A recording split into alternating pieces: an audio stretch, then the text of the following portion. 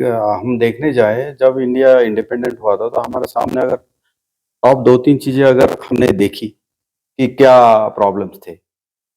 Number 1 was poverty, number 2 was illiteracy, number 3 was separated India, provinces में, अलग-अलग states में, अलग-अलग जातियों में। क्यों sir? Health. I hope you will agree to this. एक बात है। दूसरा, आपने कैरेक्टर डेवलपमेंट का एक सवाल उठाया था, उसको मैं सर समझ जाएंगे। कॉन्स्टिट्यूशनलिज्म एक कंसेप्ट है और यूपीएससी में पढ़ाया जाता है कॉन्स्टिट्यूशनल मॉरलिटी। तो जो आप कैरेक्टर डेवलप की बात कर रहे हैं ना, that is constitutional morality. Sir देखिए क्या है कि कायदे से बदलाव बहुत कम आते हैं। बदलाव आते हैं सामाजिक रूल से, सोशल रूल से आते हैं। ये जो स्वतंत्र समता बंधुता जो है, देखो सर क्या है कि आपका कॉन्स्टिट्यूशन लो या रिपब्लिक लो, इसको चलने के लिए साफ सुथरी रोड चाहिए, वो समाज की रोड चाहिए। आपके अंदर इतने बड़े बड़े पहाड़ बन चुके हैं जातियों के। बाबा साहब ने उसी कॉन्स्टिट्यूंट असेंबली में बोला था कि we are heading the different war groups, probably I am also one captain of one war group. ये कास्ट को इस तरह से बोला था उन्होंने। सर इस पे 1700-1800 साल कास्ट इंस्टीट्यूशन पे काम हुआ है, इसको दैवत्व दिया गया है।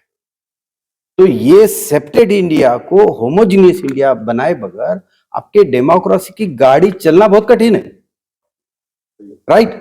और ये एक बात ये हो गई। दूसरी बात ये हो गई कि कॉन्स्टिट्यूशन हो या रिपब्लिक हो, आपका rule of law and equality before law, दो चीजें soul of the ruling dispensation. सम्राट अशोक की मेजर पिलर 4 में लिखा है इक्वालिटी बिफोर लॉ। मतलब मैं जो आपको ये बता रहा हूं कि इसी सॉइल की देन है आपका इंडियन कॉन्स्टिट्यूशन का जो एब्स्ट्रैक्ट है। तो it comes from Buddhas philosophy reflecting Mauryas ruling, right? और भारत एडमिनिस्ट्रेटिव यूनिफिकेशन भारत का 2 टाइम में रहा है। वन वाज सम्राट Ashok and next was Britishers. Administrative unification sir ये जो देखो एक जगह नीचे नहीं था बस, बाकी it was larger than present India. नहीं, largest administrative unification and largest ruling was